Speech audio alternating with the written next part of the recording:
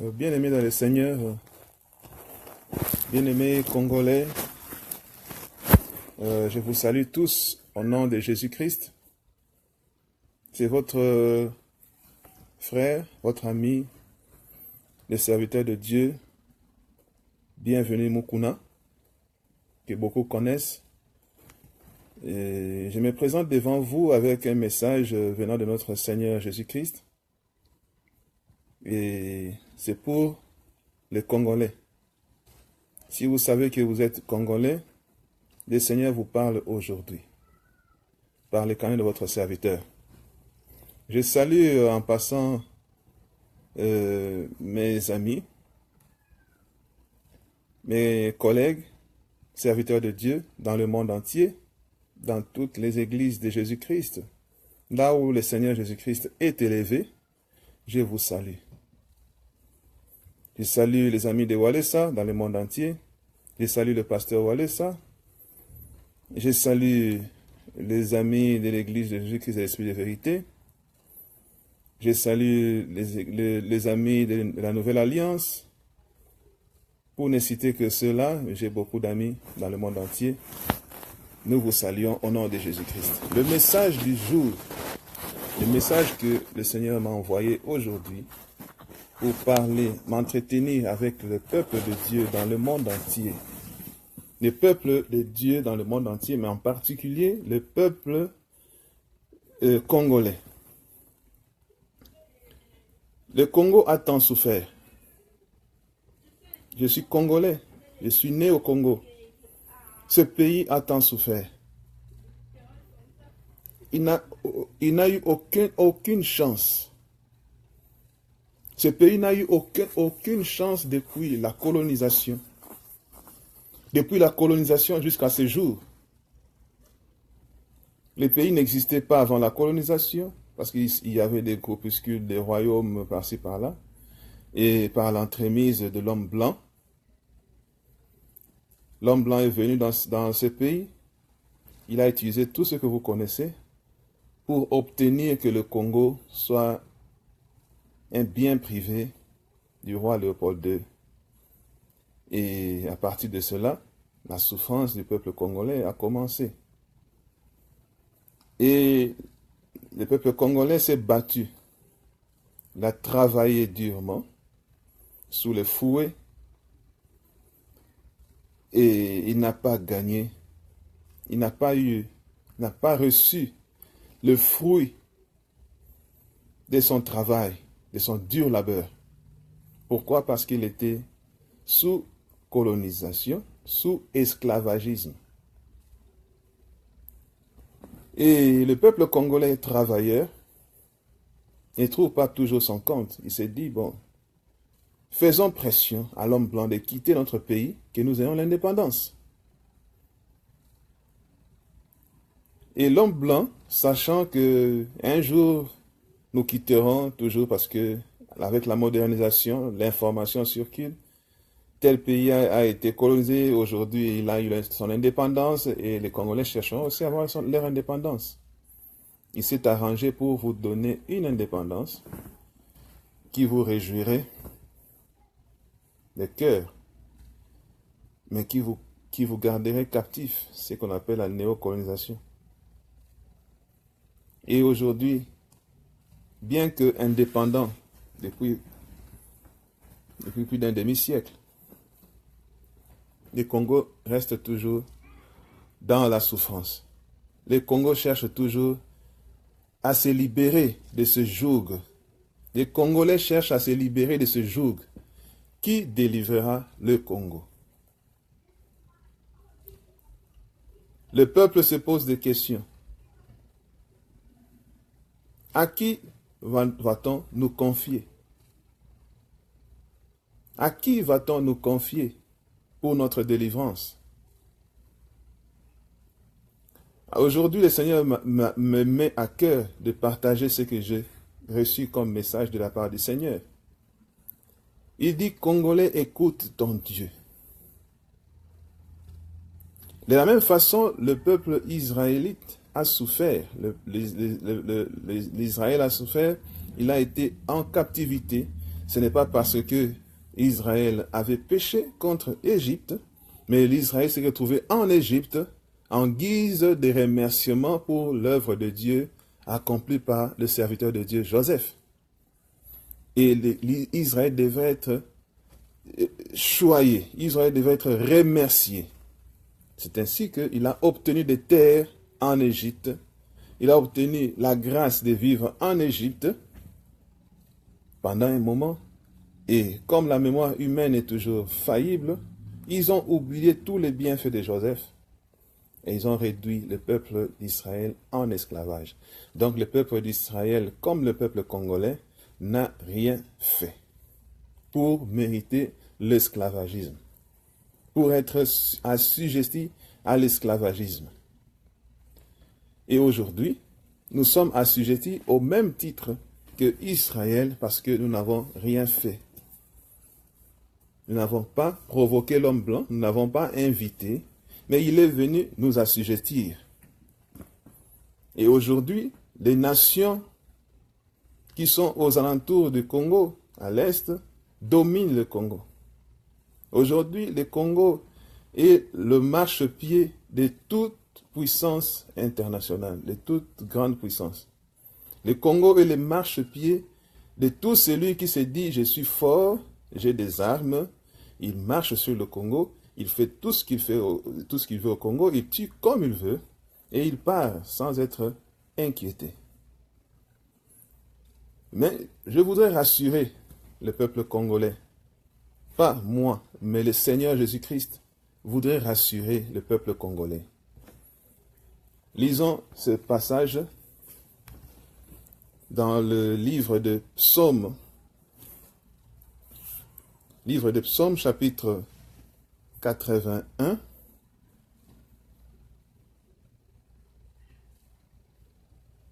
Chapitre 81. Versets 8 à 14. Nous lisons au nom de Jésus. Je répète le verset. Psaume 81, chapitre 81, versets 8 à 14. Le livre des Psaumes au chapitre 81, versets 8 à 14. Nous lisons au nom de Jésus. Écoute mon peuple, je t'avertirai. Israël, puisses-tu m'écouter? Il demande au peuple congolais d'écouter. Écoute mon peuple. Israël, donc Congolais, Israël, puisses-tu m'écouter?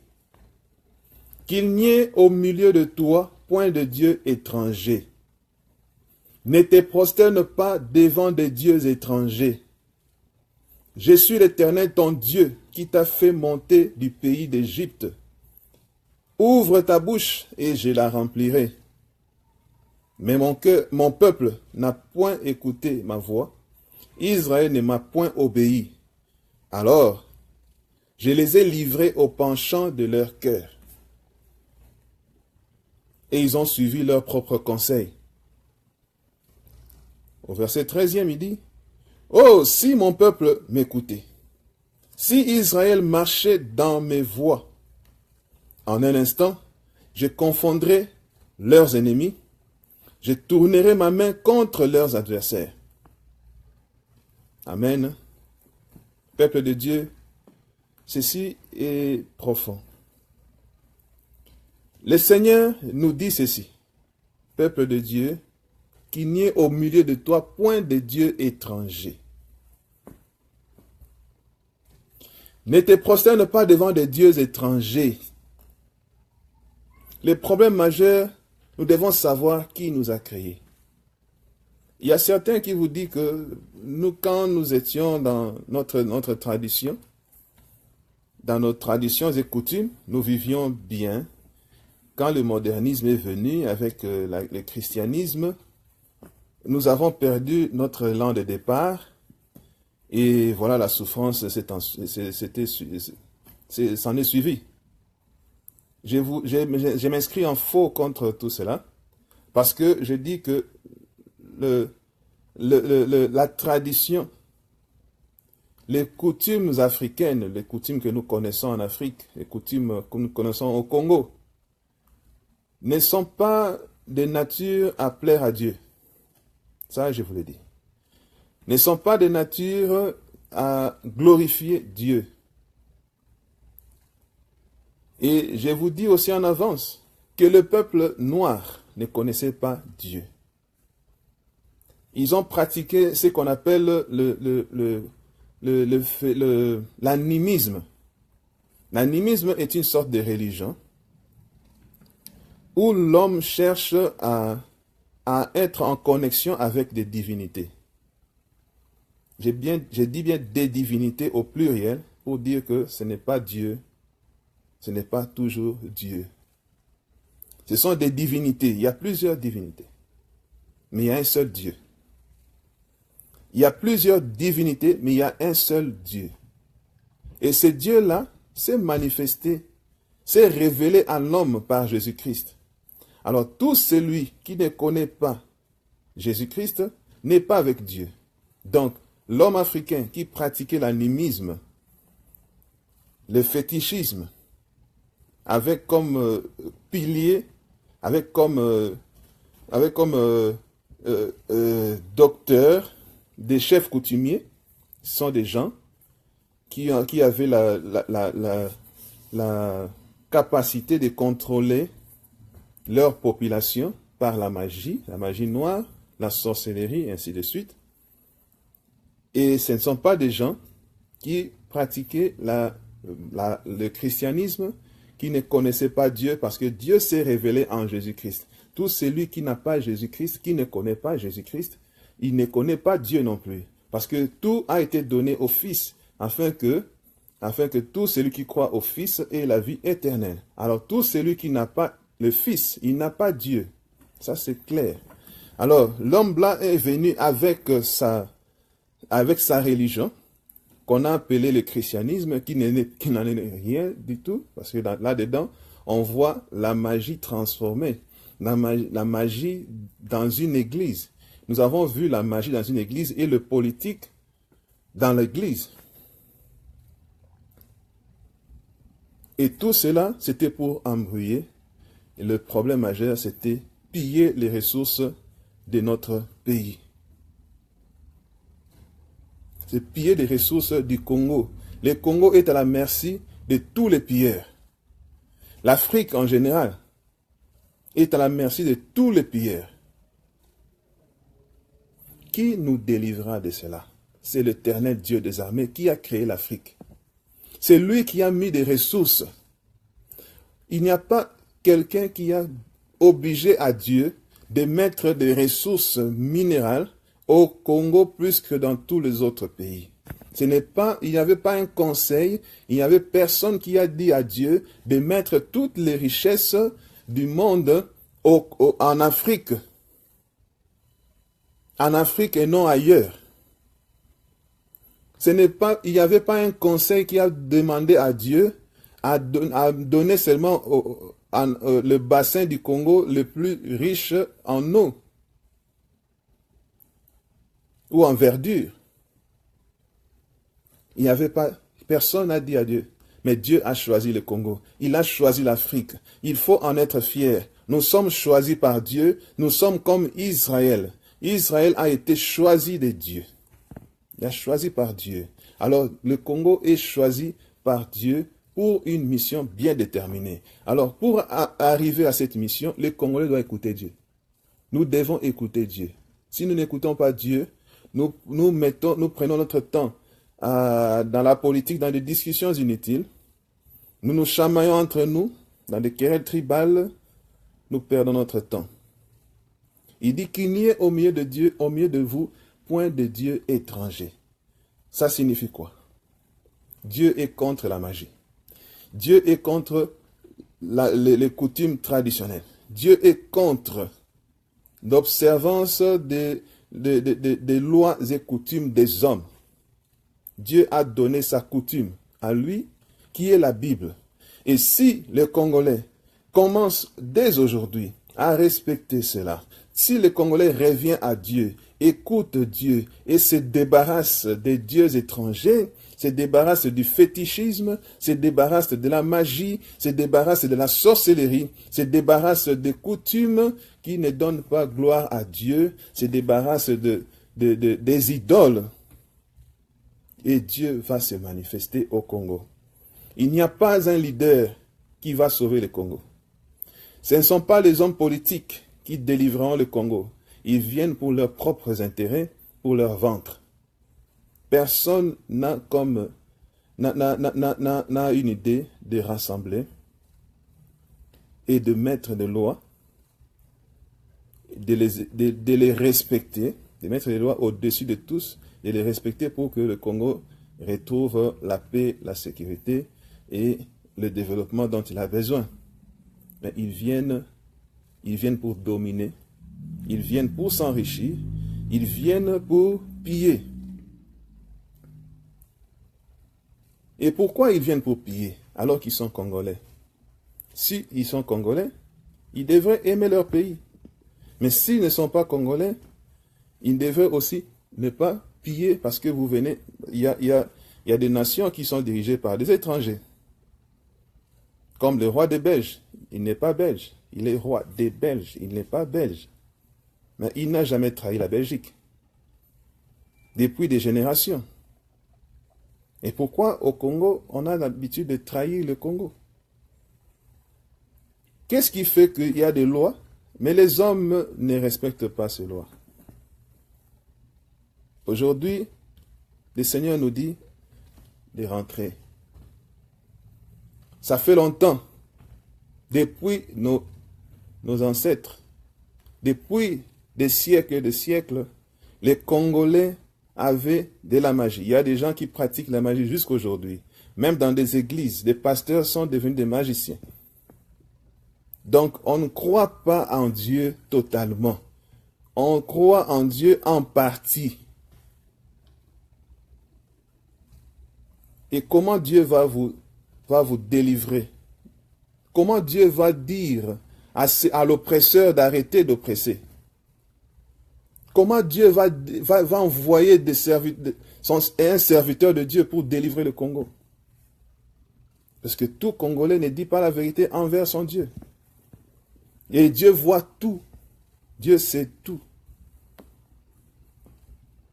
Tout celui qui aura un pacte secret avec une divinité et qui chercherait à diriger le Congo, il n'amènera jamais le Congo au développement. Il ne donnera jamais la paix dont les Congolais aspirent. Il ne mènera jamais le Congo à la stabilité dont ils ont besoin. Mais celui qui aura Jésus-Christ comme Seigneur et Sauveur, et qui sera un vrai chrétien, qui ne ment pas envers son propre âme, qui n'aura pas de mensonge envers son Dieu, c'est celui-là qui amènera le peuple au développement. Pas seulement un seul homme. On ne peut pas diriger un peuple seul.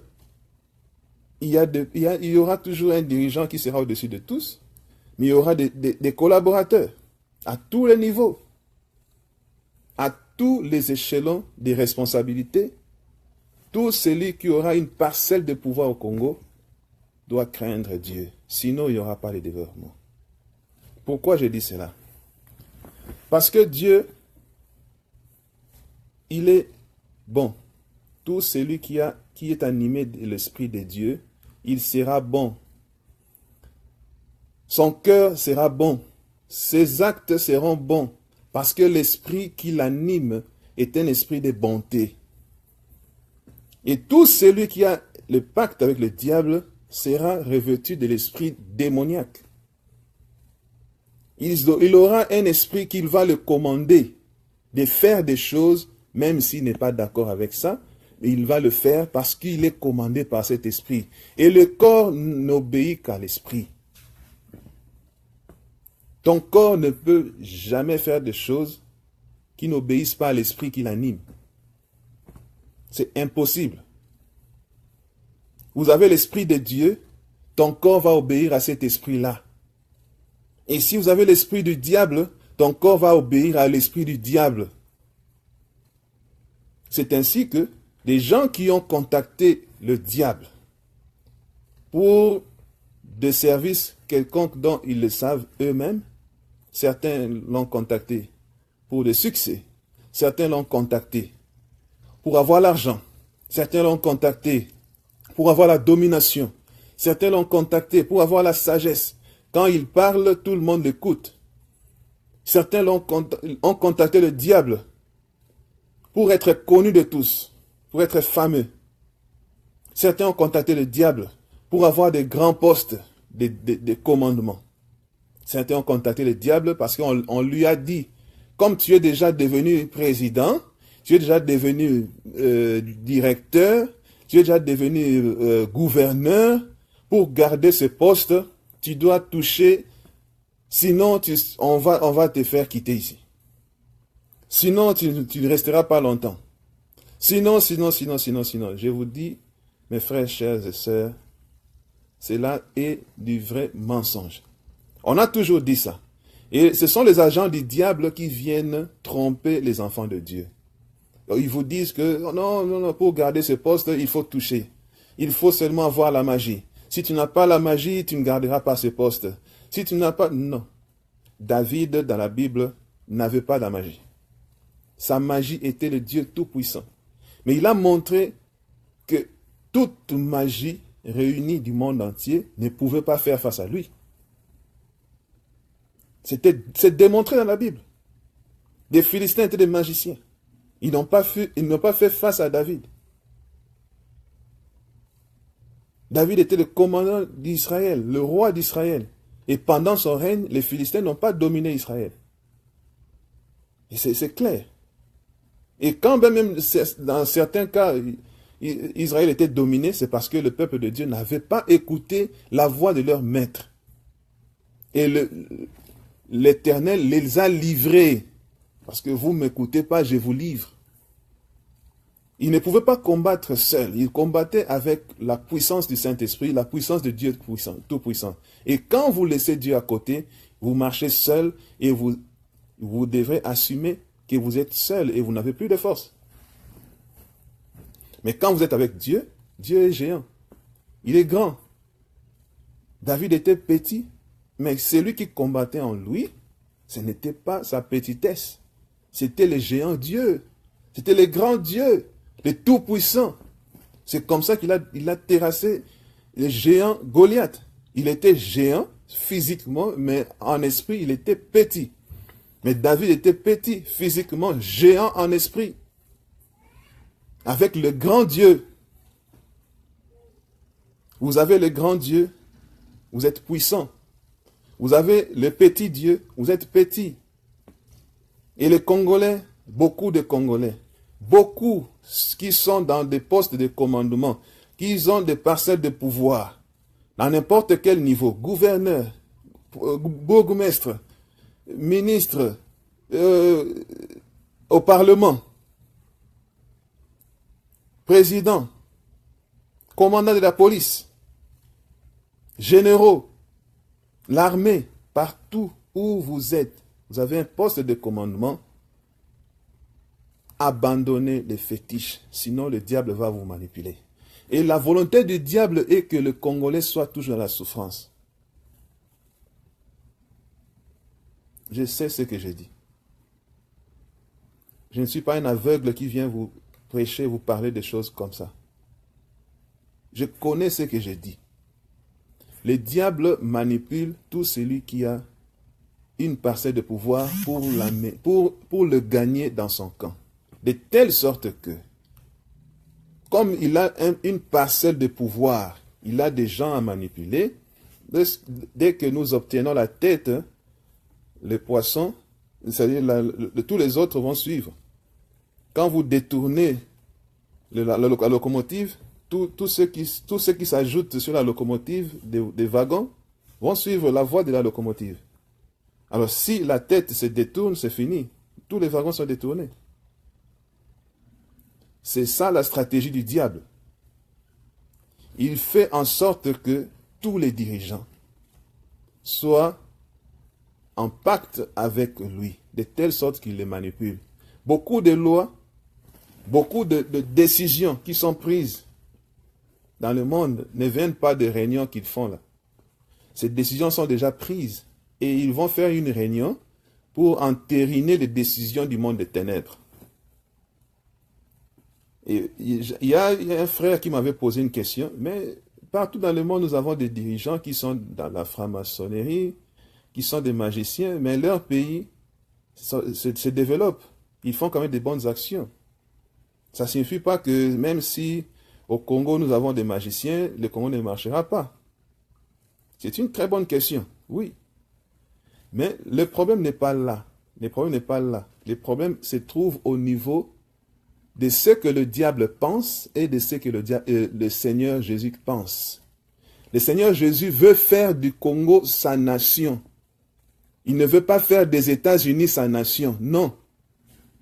Il veut faire de l'homme noir son peuple. Et cela fait que le diable est en colère. Le diable ne veut pas que cela arrive. Donc le problème se trouve au niveau élevé, au niveau du Dieu, le Dieu tout-puissant qui a sa volonté sur le Congo, et le diable qui veut imposer aussi sa volonté sur le Congo. Et les Congolais ne savent pas comment se détourner de la voie du diable et pour arriver à la voie de Dieu. Parce que la voie de Dieu, c'est la voie du bonheur, c'est la voie de la paix, c'est la voie de la prospérité. Mais la voie du diable, c'est la voie de la souffrance, c'est la voie des pleurs, c'est la voie des malheurs. Pour le peuple qui ne sont pas choisis par Dieu, Satan n'a pas de problème avec eux. Tout à fait normal. Parce que Satan, son problème, c'est que ceux qui ont la promesse ne doivent pas vivre cette promesse. Ceux qui doivent être heureux ne doivent pas être heureux. Ils doivent souffrir. C'est pourquoi vous comprenez pourquoi les Congolais souffrent alors qu'ils sont assis sur des richesses. C'est incroyable. Personne n'arrive à expliquer cela. Pourquoi nous avons des richesses? Ça dépasse le monde entier. Nous avons des téléphones portables aujourd'hui, nous avons des devices, des choses incroyables, mais dont la matière première vient du Congo, mais que le Congolais ne profite même pas. Pour résoudre ces problèmes, nous avons besoin de retourner vers Dieu. Nous devons être sincères avec notre Dieu. J'en appelle à tous les chrétiens. Ça, ce n'est pas un message politique, mais c'est un message spirituel. J'en appelle à tous les chrétiens. Parce que la politique, c'est aussi servir Dieu. Faire de la politique, c'est servir Dieu. Parce que faire de la politique, c'est pour assurer le bien-être de la cité. La politique, c'est un art qui permet d'assurer le bien-être de la cité. Et la cité, c'est le peuple de Dieu. C'est le peuple. Alors, si la politique est menée selon le sens de Dieu, selon la volonté de Dieu, comme David avait fait de la politique, il a fait de la politique, mais avec Dieu comme soubassement, avec Dieu comme pilier, avec Dieu comme sa force, comme sa référence. Il n'avait pas d'autre référence. Il n'allait pas voir de Nganga. Il n'allait pas entrer dans des maisons où il faut entrer par derrière, où il faut s'accroupir pour entrer, où vous allez voir quelqu'un qui ne se lave même pas, mais qui va te donner le pouvoir. Mais lui-même n'a rien. Posez-vous la question pourquoi il n'a rien. Il te donne l'argent, mais il n'a rien. Pourquoi il n'a rien? Il connaît les conséquences de cet argent-là. Il sait que s'il le prend, il va souffrir. Et toi qui vas là-bas, tu penses être dans la joie, mais une courte joie. Le message est que le peuple de Dieu, Congolais, partout où vous êtes, si vous n'êtes pas des vrais chrétiens, devenez des vrais chrétiens. Ne mentez pas envers ton âme, parce que Dieu te voit. Kokosa, komikosa te. Komikosa te. Komikosa oza koloba neti, naza neti naza te. Donc, mamona kaki na sambelaka, mo sambela na ote.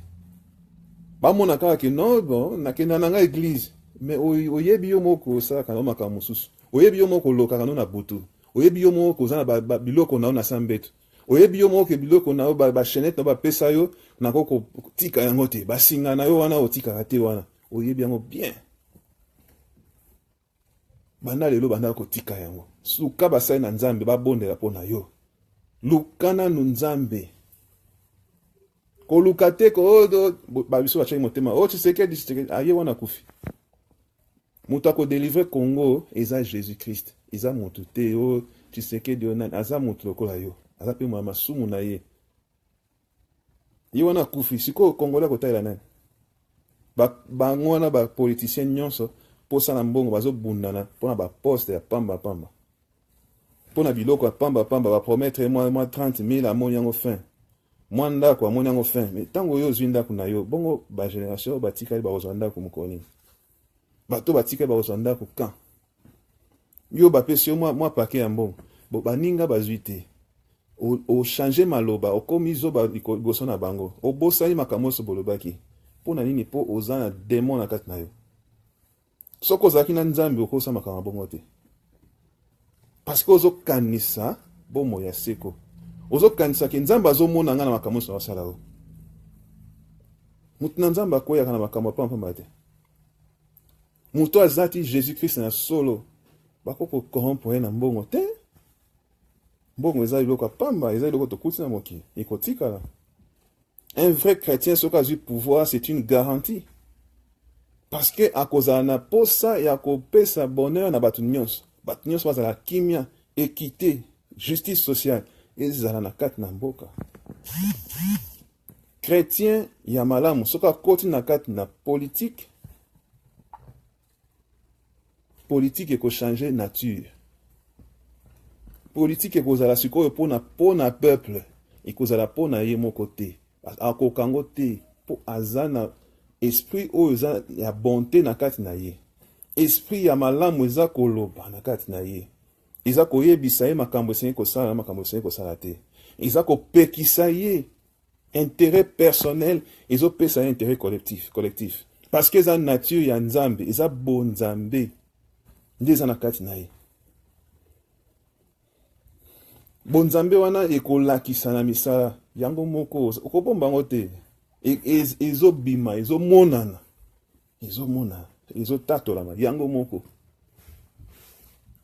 Soki Congolais a intériorisé bon nzambe.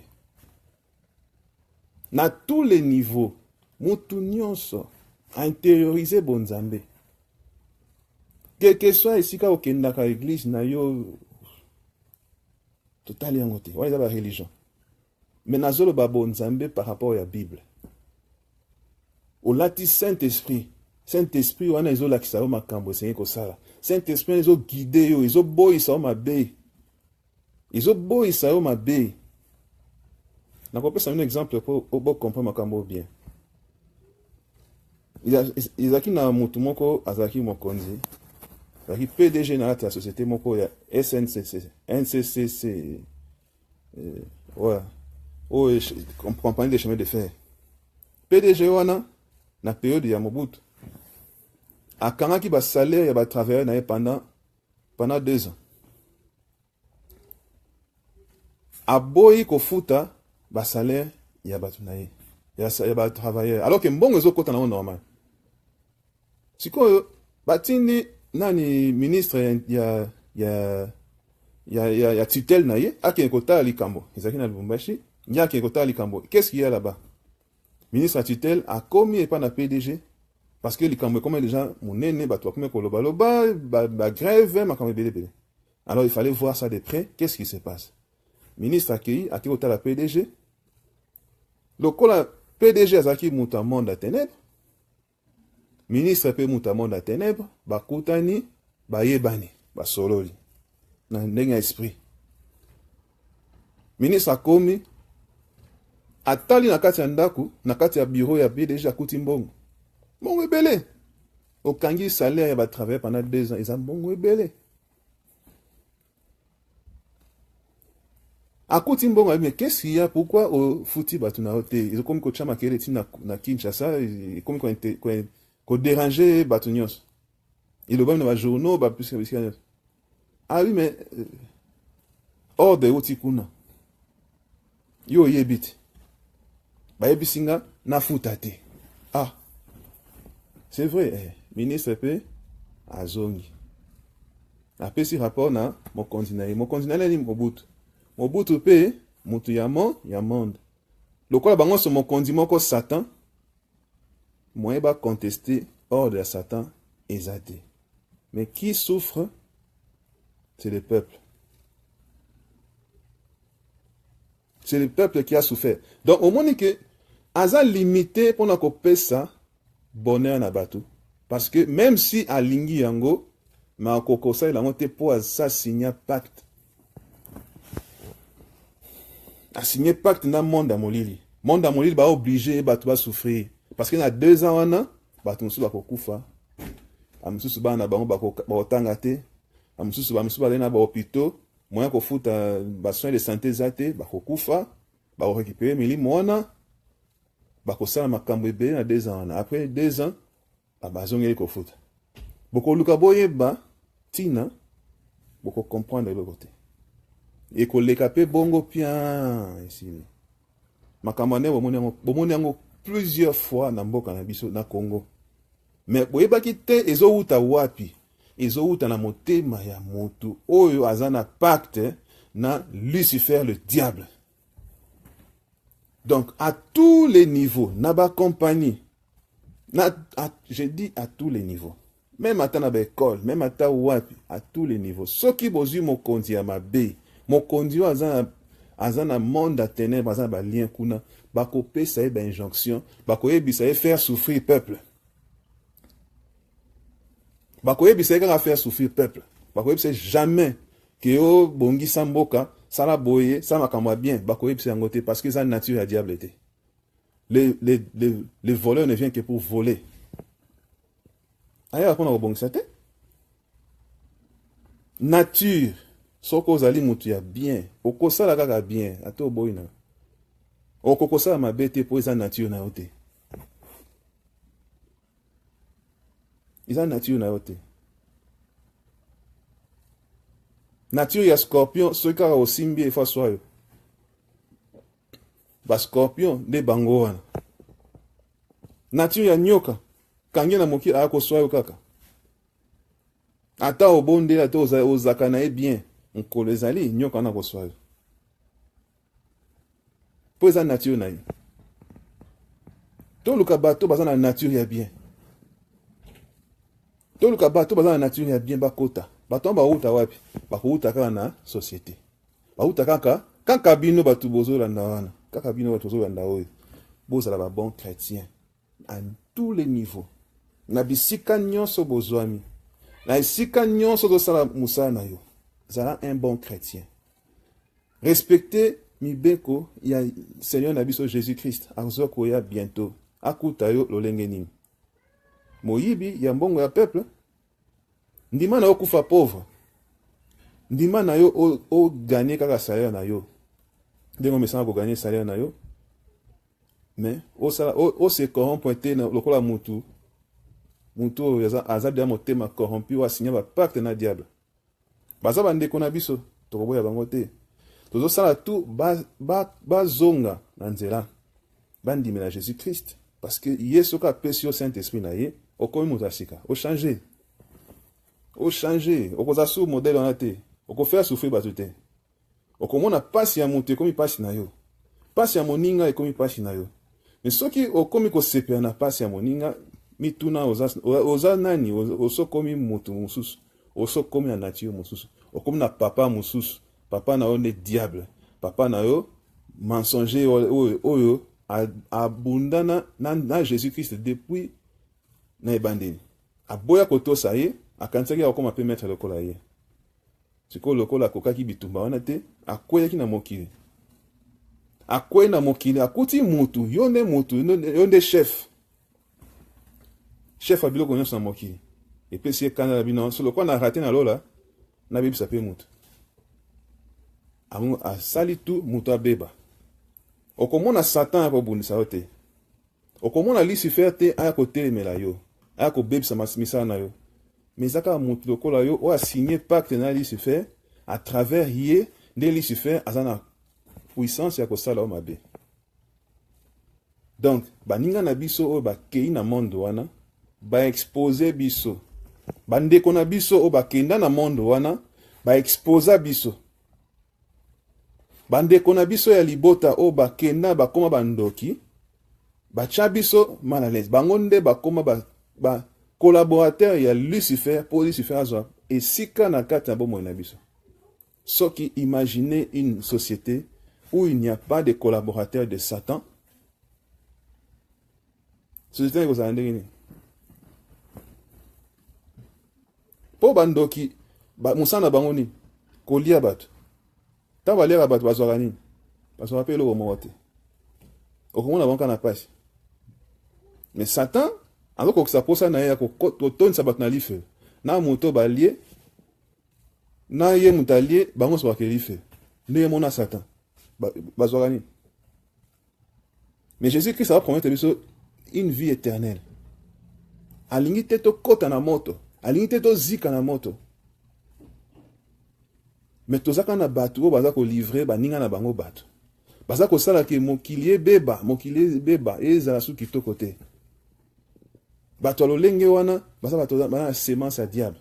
Soki tolingi to repenser Congo, to bongisa Congo, to banana kotala kombani tozobunda, to bunda nani, to bunda contre Kabila.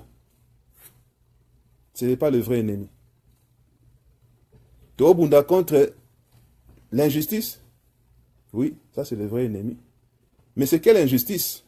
Source et injustice en Outaouap. C'est le diable. Yango baninga na ba combattant, ba combattant pour na Congo, dans le monde entier. Na sepela na bino makasi.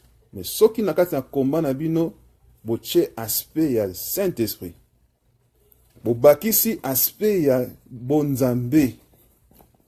Na kati na combat na bino komi combat spirituel pour na ko délivrer Congo na kindoki, na magie, na bo satanisme. Wana nde bobundi combat ya solo. Mais tant que eza bitumba ya pamba ya kolandela ka bato kolabo nini boye. Eza zéro. Eza zéro. Baninga nanga eza zéro.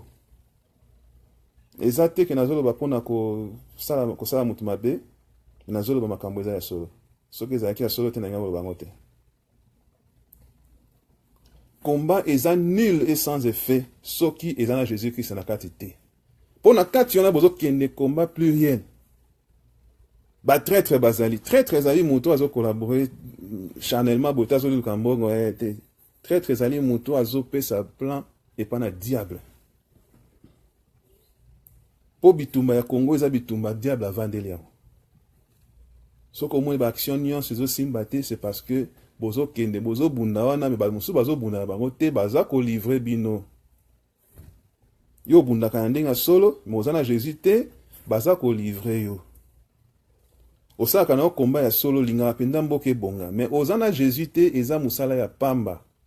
Po mukolo bonheur eza de Jésus-Christ. Eza musala ya pamba.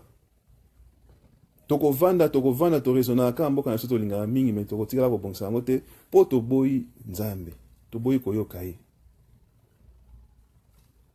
Mukolo toko yoka ye en un seul instant, il est dit, en un seul instant, je confondrai leurs adversaires. Je confondrai leurs adversaires. Soki mutu aza mukolo na yo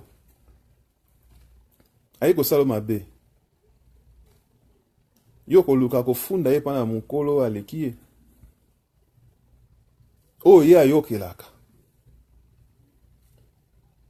lokola bitumba na biso ya Congo. Nous sommes assujettis. Eza bitumba moko makasi po intérêt ya Congo balingi kolashe yango te na ba puissance ya minene. Eza komba moko makasi. Eza bikomba ya mutu moko te ya parti politique te. Eza komba ya spirituel ya ba bondeli, ya ba intercesseur, ba kota ba prière. pona kofunda likambo oyo epa na Jésus-Christ. Et mosimbi ya mitema oyo abalolaka mitema oyo asalaka ke batu bakoma kolinga yo, batu baboya ba intérêt na bango moko po basala intérêt ya Nzambe, asalaka yango abalolaka batu mitema ndenge asalaki epa na Moïse. Abi Moïse ozokima Egypte nga nasina bongisi terrain, batu nyonso bazali koluka yo balukaka yo susu te, babosana makambo wana. Ngai nasina bongisi terrain zonga na Egypte kende ko délivrer peuple nanga. Nzambe nde mtasalaki yango. Ba musu bakufa, musu babosana, makambo ekenda nango échangea. Moïse azongi, aye a délivrer peuple. Nzambe nde asalaka yango. Il est capable de faire ça. Seulement si gloire ekozonga pa na ye. Soki bozonga sa gloire epa na bandoki, epa na ba magicien, ba chef coutumier, bato ba kisi, bato ba magie, Nzamba akosala eloko moko te. Po akomona ke gloire na ye ekoyebana te. Les générations qui vont suivre ne sauront pas que Dieu avait fait quelque chose pour le Congo. Mais Nzamba alingi ke po asala, il faut boyeba ki ngande na salaki. Bino se boyeshuaki, ngande na sali. Gloire wana efozonga pa na Nzambe moko. Alingi gloire ezonga pa na ye, alingi gloire ke pa mutu mususu te. Nzambe nde mtako libérer Congo. Mutu mususu ako libérer Congo azate. Eza bloqué. Nzambe nde mtako libérer Congo. C'est Jésus-Christ qui est à la base. Azawana, ce qui botale lié à kosala yango. Mais ce botale lié te à kosala yango te. Bitumbanyo se kozala nul. Yango nazali kosenga na bato balingi Nzambe. Babondela. Mingi pona mboka wana. Bato balingaka Nzambe, bato balingaka kosala Nzambe, bato balingaka penza mboka Congo. Bakota, ba prière pona mboka wana. Bato babangaka Nzambe. Bato batambolaka na kobanga Nzambe. Prière na bango ezaka puissance makasi. Prière na bango ebukaka ba mur. Prière na bango edelivraka makasi. Bato wana bakota bitumba oyo. Bato oyo bayebi Nzambe na ndenge ya solo. Mwana muke mukolo koko modèle nyonso, mama papa bokota makambo oyo. Na bitumba ya musuni te, na bitumba ya ba parti politique te, na bitumba ya bo Kristo, ya bo Nzambe, combat spirituel pour le Congo. Congo etekama ekabama na maboko ya Satan pona bokonzi ya musuni.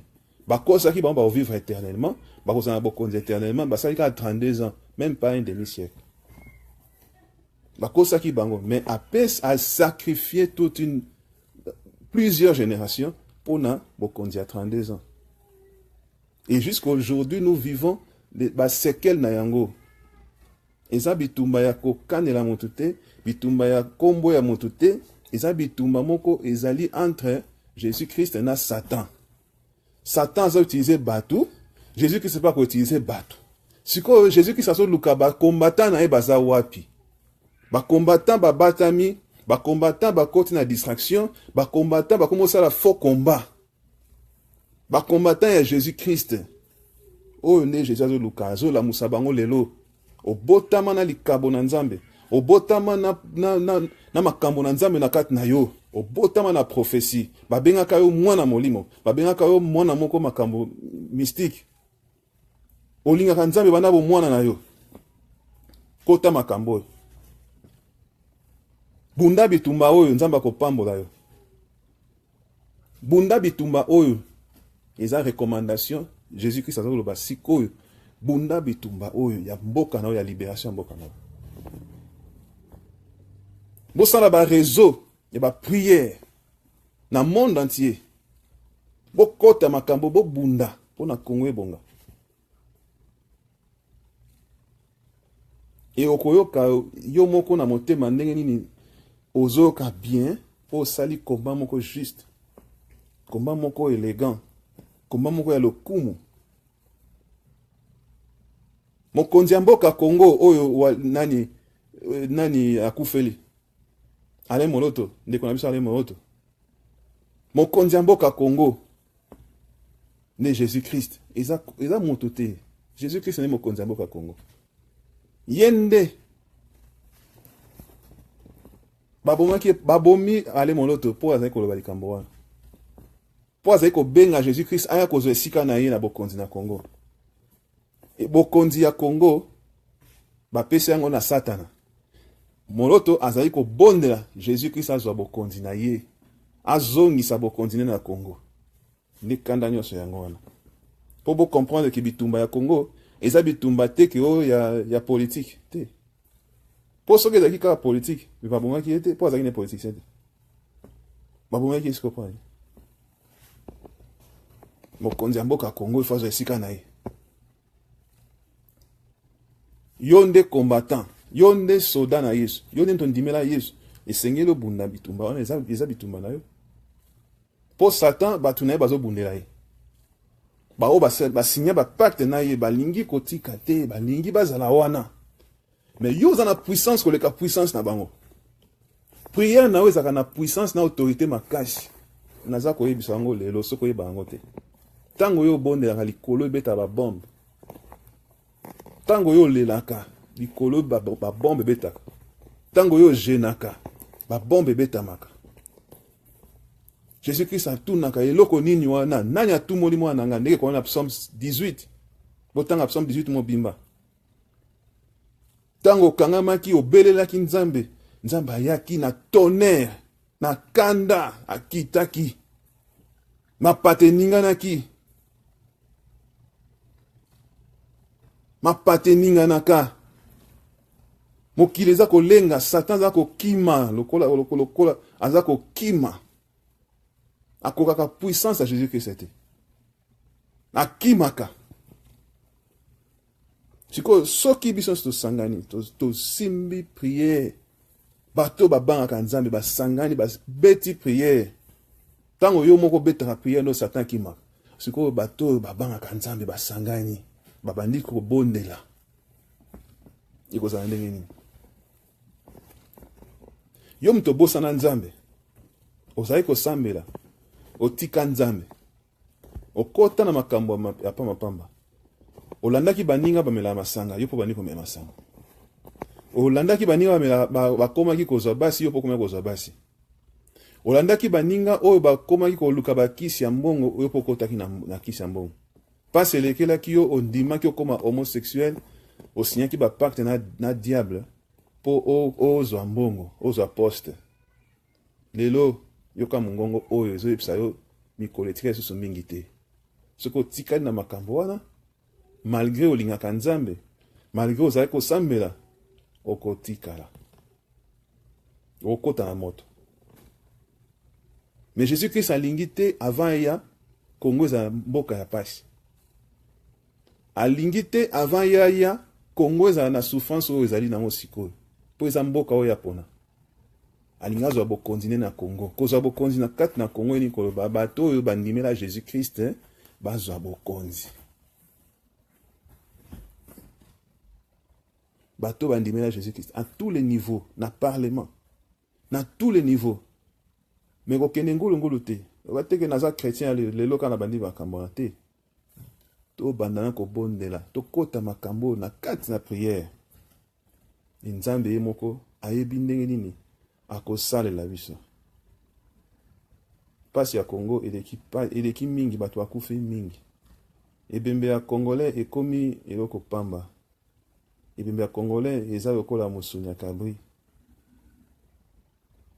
Ebembe ya Congolais eza lokola soso batuti na motuka na balabala.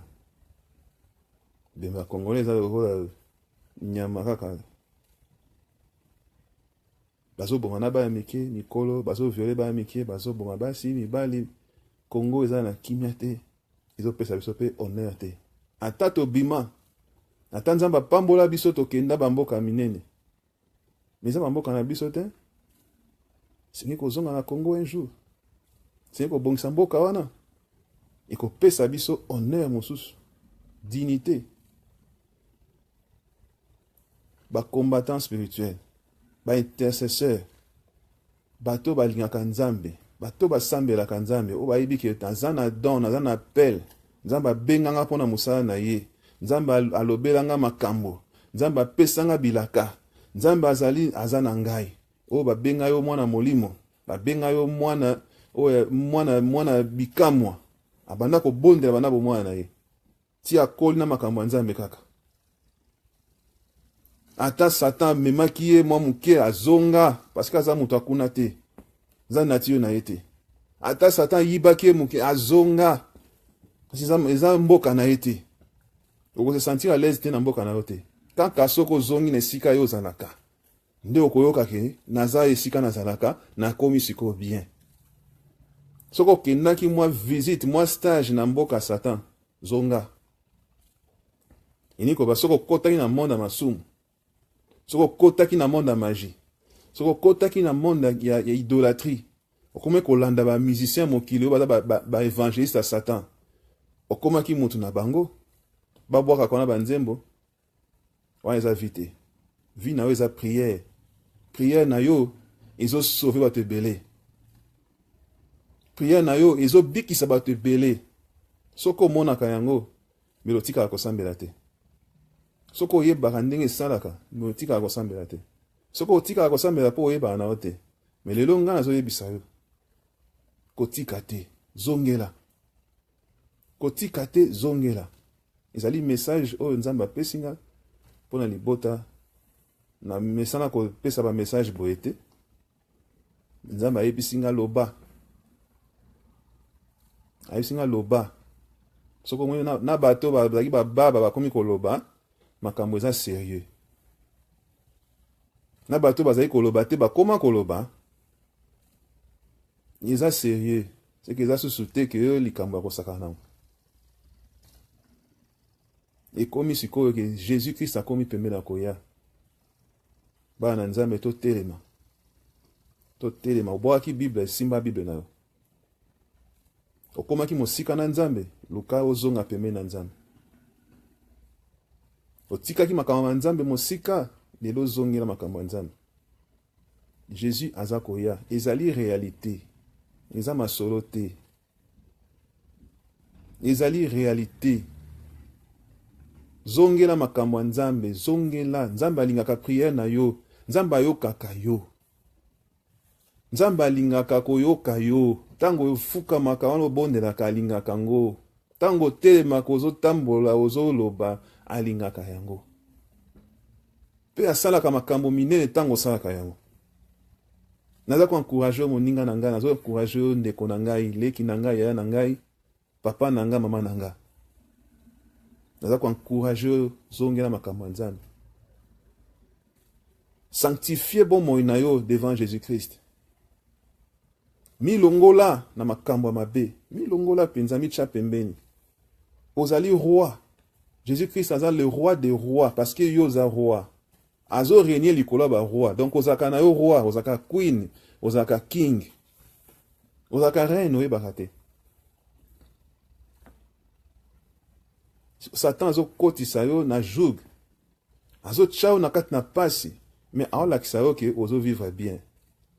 Yango te. Oyo nzamba bombeli yo oyebi ata ide te. Oyebi ata motuya na yango te. Oyebi yango te. Nanu po simbi yango te.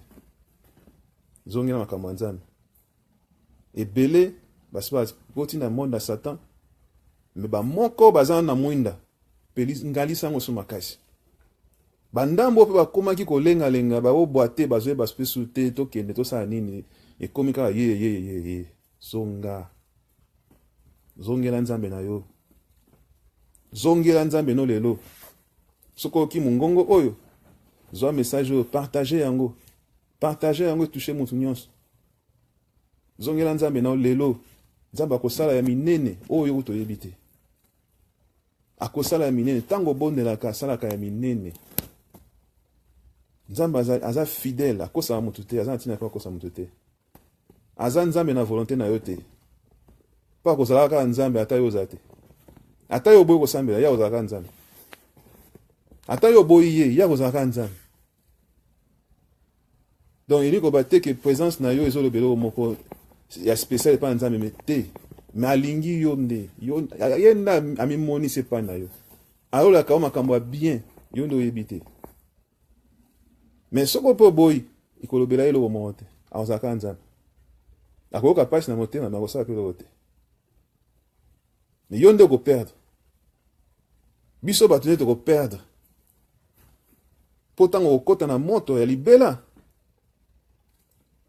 otikali moto apasi ya libela esika oyo okoki même pas kozwa lobiko ata ya mokolo moko alors que chance eza na mokili awa ozwa lobiko ntango oza na mokili me yango nga mokie etikali mokie yesu azali koya soki ozwi chance au sérieux te ya kochange kuna moya kochange ezala so te dès que kaka okangi miso esili batio na cercueil esili okoti na moto pasi ya libela pasi ya libela wana Jésus Christ awoyoka osusu te mawa ezalaka lisusu te Satan oyo servaki bokozala na ye kuna Satan oyo okufela koservir oyo nyokolaki baninga no bato osacrifiaki baninga no bato mpona kosepelisa Satan apesa yo bagrade bokozala na ye kuna ye mpe aza na lobiko te aza na lobiko te aza na place ya kokende te place nezali felo nazoyebisa yo moto olingaka magie yo moto olingaka kindoki tika yango ozonyokolaka bandeko no pamba me yo moko oza mpe na bomoi te Satan oyo apesa yo makambo wana aza na ye mpe na bomoi te Jésus Christ akufela Satan te akufela baange te akufelaka nde yo motu oza na intérêt na miso ya Jésus Christ alingi yo koleka baange alingi yo koleka baange moto nature ya moto nzambe alingi yango koleka ange yango nde ayaki na mokili apesaki bomoi na ye andimaki kokufa mpo na moto mpo na bambwa te mpo na baange te yo moto okabaka biloko ya malamu mpo na bambwa baningano bakufi na nzala oza kosala lisumu mpo nzambe akufela mbwa te akufela nzambe akufela nde motu lokola yo nanga nzambe akufela motu akufela mbwa te akufela ange te akufelaka Satan te Jésus Christ ayaki na mokili andimaki kotika gloire na ye mpona kokufela bato eni koba motu aza na importance monene na miso na nzambe valeur ya molimo ya motu eza oyo Satan ayebisaka bino te nazolobela bato ya magie po bango bazalaka toujours na posa ya koboma moningani motu po autilize molimo na ye mais nazoyebisa ke modèle okotilize molimo ya motu wana eza valeur ya molimo ya motu wana te Satan akopesa kaka mokie le reste ye moko